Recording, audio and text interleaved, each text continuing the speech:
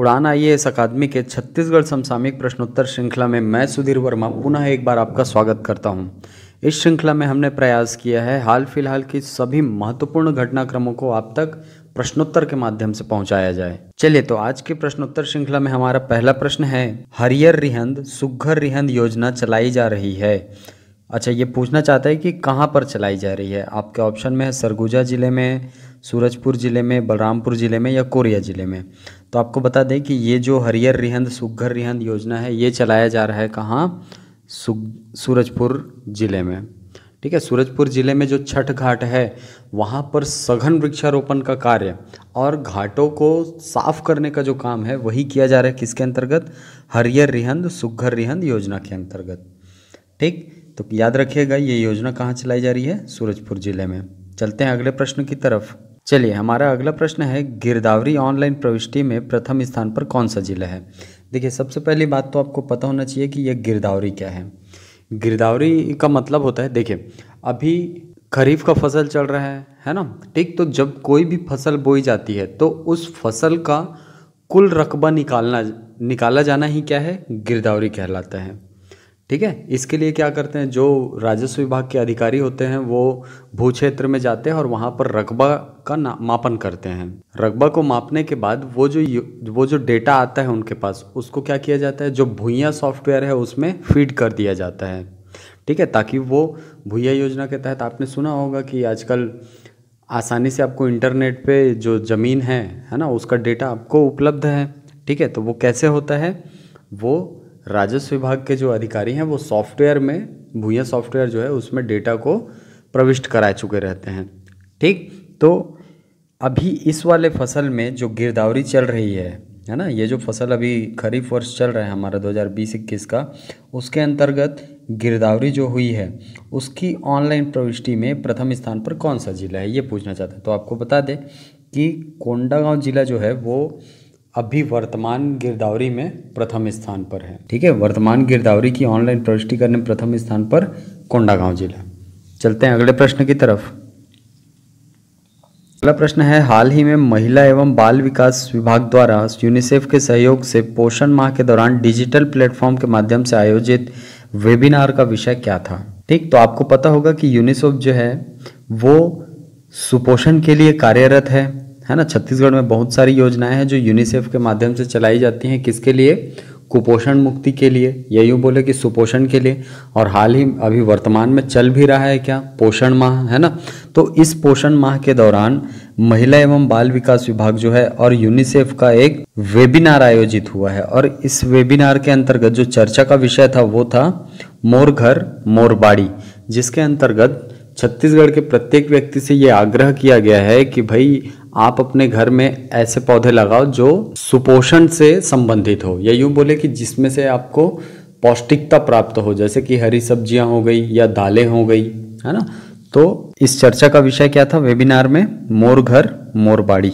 ठीक, चलिए चलते हैं आगे प्रश्न की तरफ। चलिए, हमारा अगला प्रश्न है, भारतीय विशिष्ट पहचान प्राधिकरण UIDAI, है ना।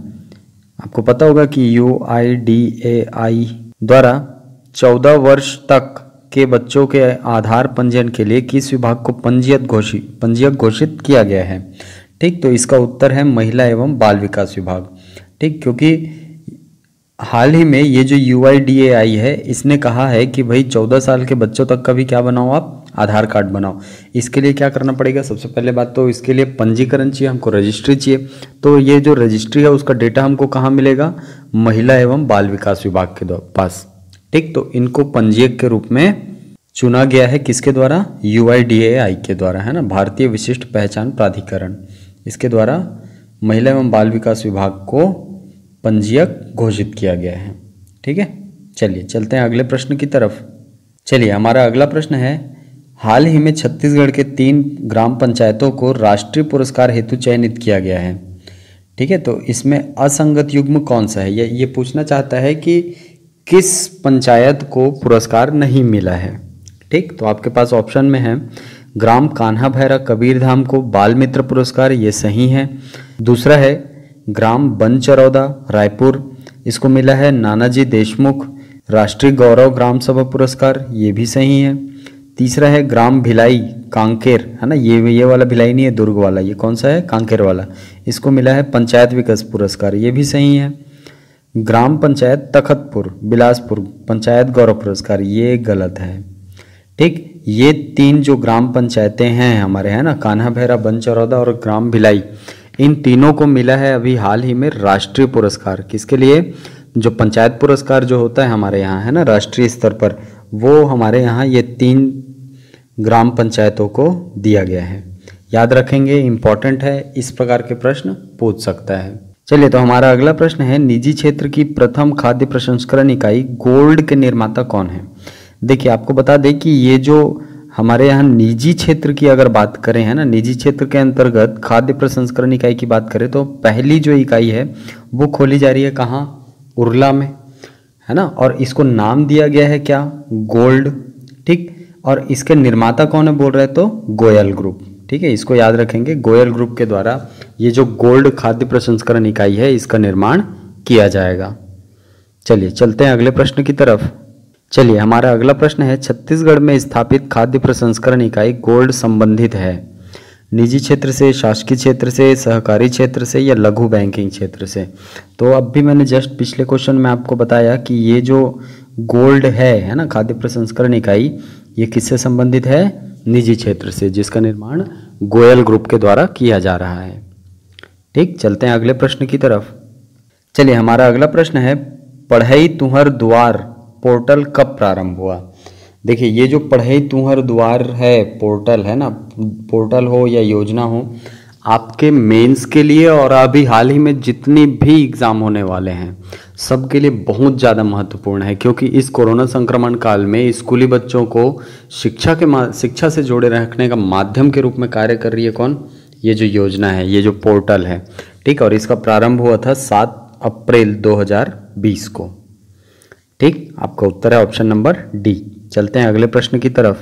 चलिए, हमारा अगला प्रश्न है, मिनी माता पेयजल योजना कब प्रारंभ की गई? देखिए, ये अभी वर्तमान की योजना नहीं है, लेकिन ये बहुत इंपॉर्टेंट योजना है। ठीक है, इसलिए हमने इसको अपनी प्रश्नोत्तर श्रृंखला में शामिल किया है। ठीक, तो मिनी माता पेयजल योजना प्रारंभ की गई है 2019 से। ठीक, इसका उद्देश्य क्या है इस योजना का? इस योजना का उद्देश्य है जो बीपीएल परिवार हैं उनको मुफ्त में क्या देना? पेयजल कनेक्शन प्रदान करना।